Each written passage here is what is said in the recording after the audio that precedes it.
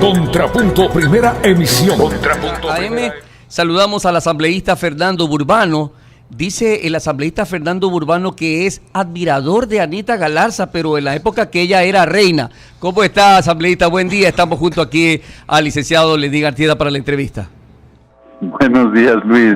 Gracias, Lenín, por la oportunidad. Un saludo para todos los guayaquileños y ecuatorianos que nos escuchan. Fernando Burbano es legislador y usted ha solicitado pues hacer una réplica a declaraciones que realizó la semana anterior la asambleísta Galarza aquí en esta emisora. Adelante, asambleísta, usted tiene la palabra para ejercer su derecho a la réplica. Muchas gracias, Lenín. Bueno, más allá de una réplica, creo que es importante comentar al país cuáles son nuestras acciones en el ámbito legislativo y las razones por las cuales tomamos decisiones en este sentido. Respecto de la elección a la vicepresidenta de la República, nosotros votamos a favor en representación del movimiento Juntos Podemos, con el cual nosotros fuimos en alianza electoral con CREO, Suma y otras organizaciones locales, y la tomamos porque consideramos que el país necesita en este momento concentrarse primero en la consulta popular. No podíamos distorsionar los mensajes de la consulta, introduciendo un nuevo tema como era el tema de la inestabilidad, la falta de elección de un vicepresidente, y evidentemente dando un tema como este de la inestabilidad a la oposición a la consulta. La consulta es el camino del cambio que quiere el pueblo ecuatoriano, y evidentemente este camino al cambio también necesita de un clima de gobernabilidad en el cual con vicepresidenta, y creo yo también con una asamblea que tenga una agenda por el país, una agenda con 3 o 4, digamos, temas generales. El primero, la transparencia, la lucha contra la corrupción y la impunidad. El segundo, el desarrollo económico para generar empleo.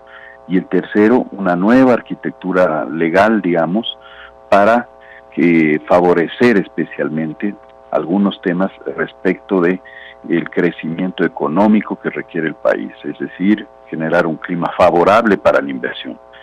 Y esos temas requieren la voluntad de los legisladores en la conformación de una mayoría sólida, de una mayoría que esté dispuesta a suscribir un acuerdo de cara a las necesidades del país. Fernando, pero este voto a favor de María Alejandra Vicuña implicó una ruptura con Movimiento Creo, con quienes usted pues llegó hasta la Asamblea Nacional. ¿Qué fue lo que pasó allí? Bueno, el movimiento, yo respeto las decisiones del Movimiento Creo, del resto de bancadas de la legislatura. Toman sus decisiones, lo hacen después de un debate interno, de una reflexión interna. Lo mismo hemos hecho nosotros como Juntos Podemos. Nos hemos reunido con nuestro consejo ejecutivo, nuestro consejo político, y tomamos una decisión que evidentemente esperamos que sea respetada, igual como nosotros respetamos las decisiones de las otras organizaciones. ¿Ahora es definitiva? ¿Perdón? ¿La ruptura es definitiva? ¿No hay vuelta atrás ya con Creo? Bueno, nosotros dijimos ya hace cerca de unos 2 meses que marcábamos nuestra independencia política y legislativa en la Asamblea por 2 razones. Primero, nosotros somos socialdemócratas, Creo es un partido de centro-derecha, tuvimos una alianza puntual, el bloque no se había estado reuniendo regularmente para toma de decisiones importantes como son aprobación de proformas presupuestarias, la misma ley contra todo tipo de violencias contra la mujer. Así que nosotros dijimos, para un mejor funcionamiento, un mejor diálogo político, que cada organización se reúna por separado, tome sus decisiones, nosotros haremos lo mismo. Esto lo anunciamos del país, hicimos una rueda de prensa y así hemos venido trabajando. Eso no quita que no dialoguemos y no tengamos puntos de encuentro y coincidencia. Si usted revisa, por ejemplo, en la última sesión del Pleno, yo voté por las mociones presentadas por Creo, porque me parecen que son mociones que tenían asidero. La primera en favor de Manabí, llamando al ministro de Finanzas a que dé explicaciones sobre el uso de los 300 millones de dólares que, según él, habían estado ociosos, y efectivamente hemos votado de esa manera. Entonces, creo que esto de el establecimiento de una ruptura, como usted señala, pues se da cuando hay una discusión, un altercado, un desacuerdo. Creo que nosotros seguiremos votando por aquellas cosas en que coincidamos, pues lo votaremos juntos, y aquellas que no coincidamos porque tenemos perspectivas distintas, desde el punto de vista ideológico, de cualquier punto de vista, pues lo haremos diferente. Y en aquellas cosas que coincidan con el gobierno también votarán con ellos. También hemos votado, por ejemplo, le cito, la ley de reactivación económica. Cuando se dio la ley de reactivación económica tenía 3 puntos que para nosotros eran importantes. Primero, la reactivación de todas las zonas fronterizas, permitiéndoles extender el plazo para la reactivación, la reestructuración de sus deudas. La otra es el incremento de la posibilidad de endeudamiento de los municipios para poder cubrir las necesidades de agua potable y alcantarillado. Y la otra, la posibilidad de recuperar las deudas que suscriben algunas personas naturales y jurídicas respecto del SRI. Entonces, 3 temas que nos parecían fundamentales y necesarios para la reactivación económica y por lo tanto lo apoyamos. Entonces, en eso somos muy claros, no podemos bloquear ni obstaculizar el desarrollo del país solo por no pertenecer a la misma ideología o por ser del mismo color o bandera política. Usted está en la Comisión de Desarrollo Económico, ¿no es así, Fernando? Así es, así es.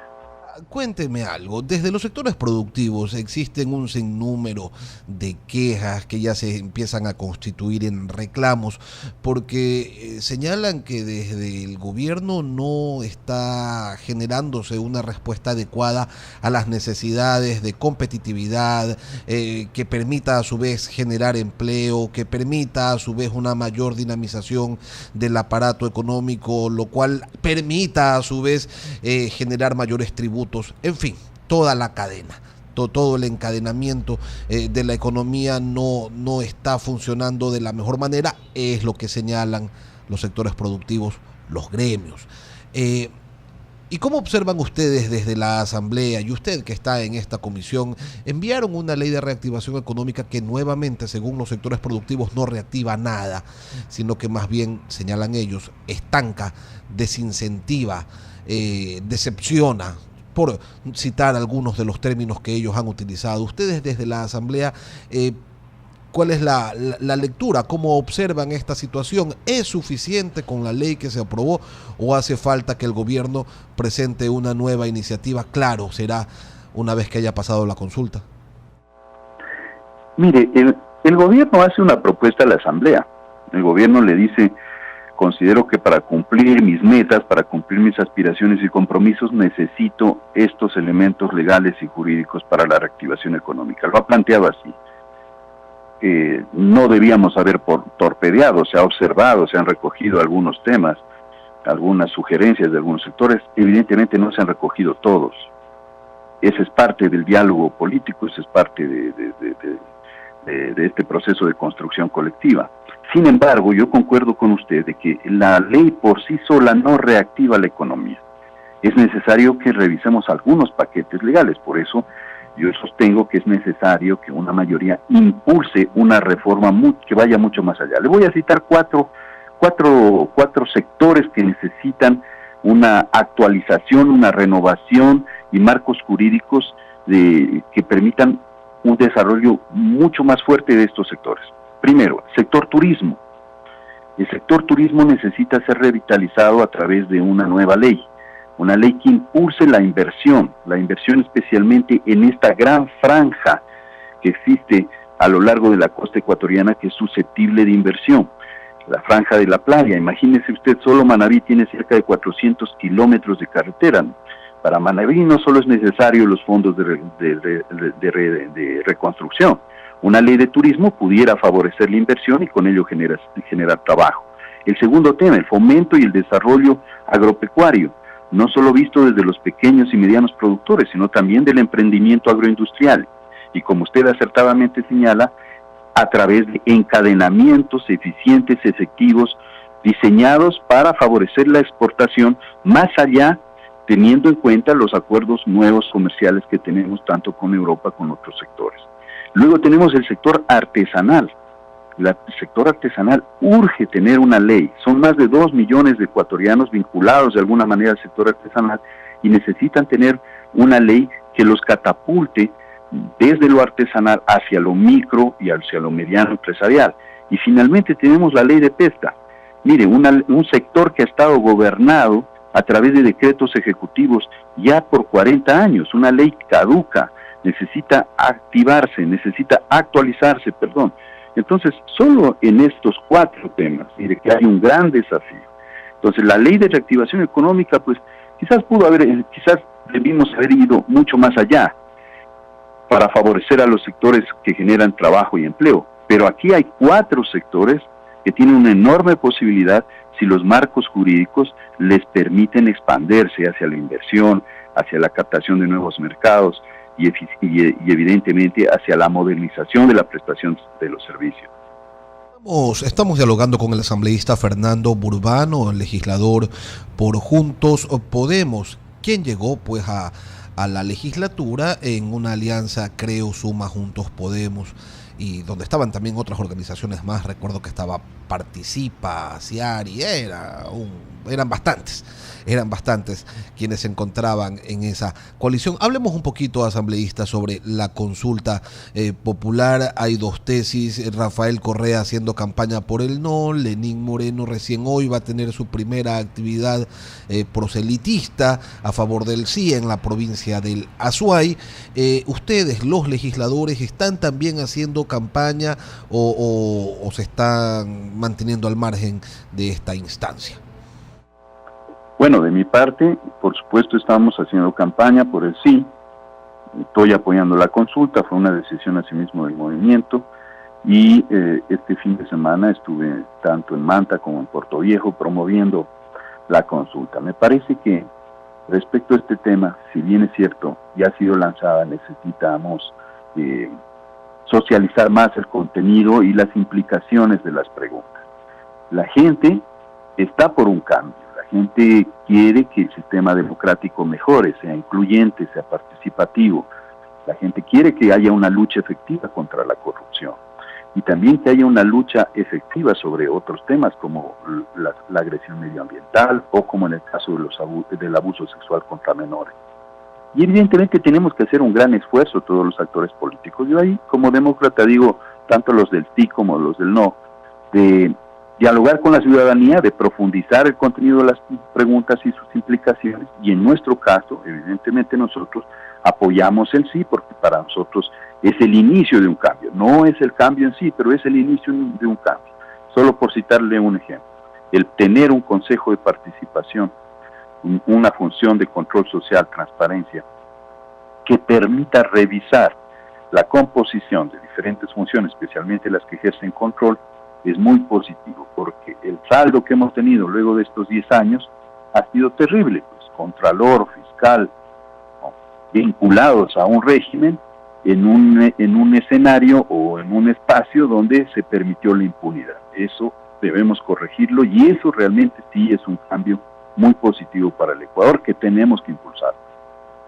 Bien, que tengo una consulta adicional para usted, asambleísta. Estamos dialogando con Fernando Burbano, legislador por Juntos Podemos. Usted decía al inicio de esta última respuesta que sí, que la gente quiere que haya una acción más directa, que se profundice en la lucha contra la corrupción. Uno de los estamentos que constitucionalmente tiene el deber de fiscalizar es la Asamblea Nacional, pero allí no pasa nada en relación a este tema. Parece que no cambian las cosas, ¿no?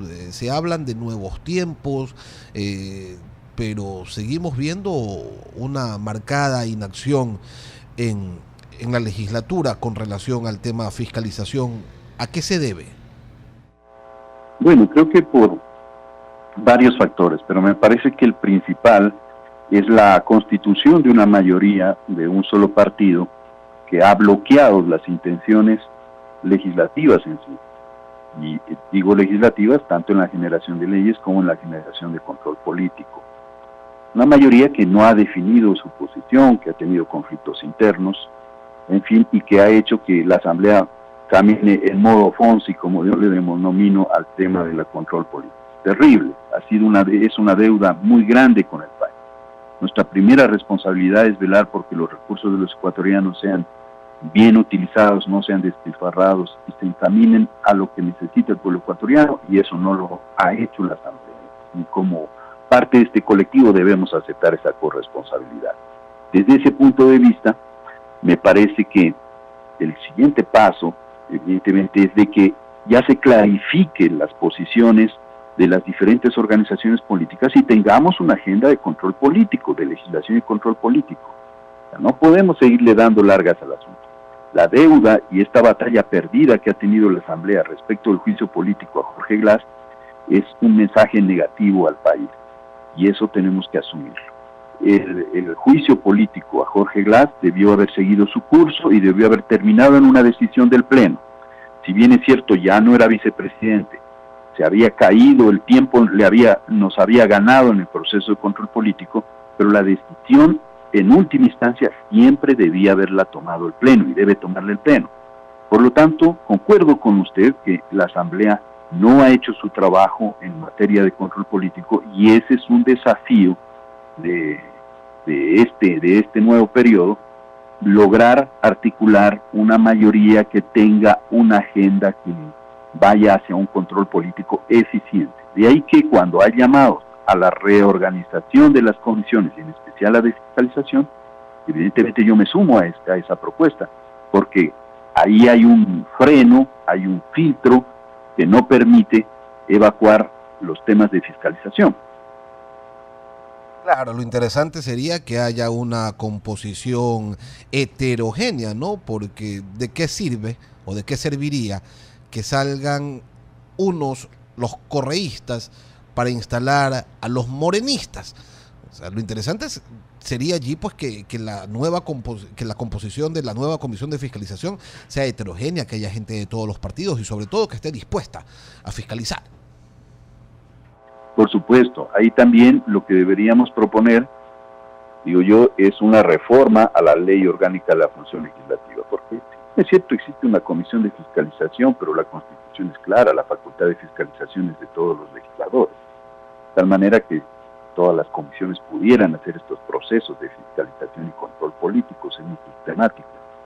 Sin embargo, eso no puede hacerse por una ley orgánica que lo impide, así como mejorar los procesos de acceso a la información para que sean mucho más directos, mucho más expeditos.